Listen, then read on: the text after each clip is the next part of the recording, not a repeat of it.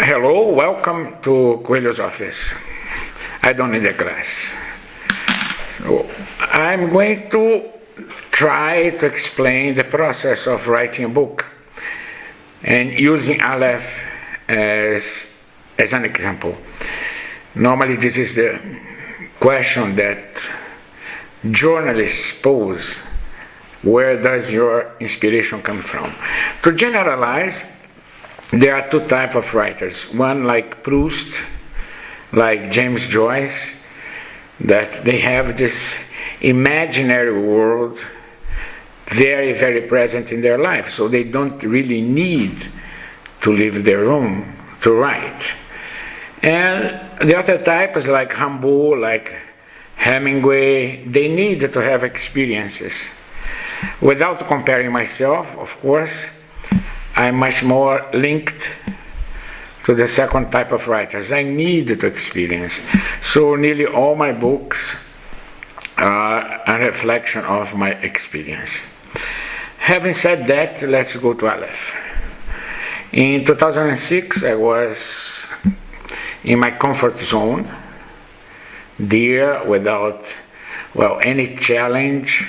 At the same time, my life started to become very, very boring, I had no challenges anymore. It's not that life does not bring me challenges, it brings me challenges every day. Starting podcasts like this one is one challenge also.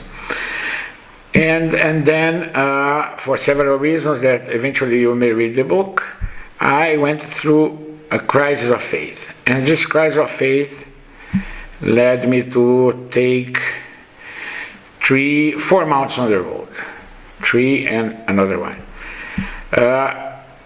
And during this journey, I took this Trans-Siberian train.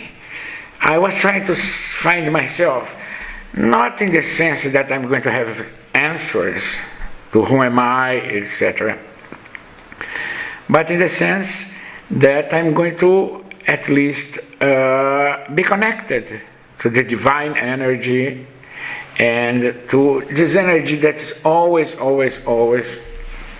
passing through every single human being. And I took this journey without knowing where it is going to lead me, because if you know where you're going to arrive, there is no point. You don't even need to travel if you already know the destiny. The important thing about life is being open to the mystery, being open to adventure, something that we really lost.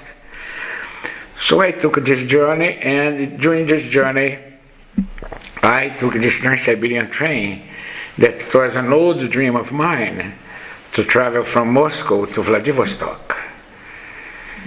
And during this Trans-Siberian train, I had this strong experience. It was not my first time that I had this experience, but at least it was a moment that I understood this experience. I understood myself, which doesn't mean that I could write a book on it. And normally, many things that happen in my life, I never wrote a book about it, because it is my experience to myself and I don't need to share, or probably I can't share. That was the question with Aleph. I felt I don't need to share this. And and suddenly I realized that it was only my experience. That 4 years went by, and one day I was in Davos, in Switzerland, and I had this kind of epiphany. I needed to share this. And I know how to share this. Not that I know consciously.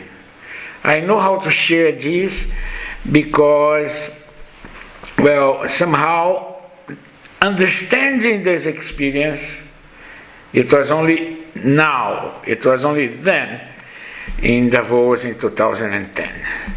So I decided to write the book. Next podcast, I'm going to tell you how did I write the book. Thank you for your attention.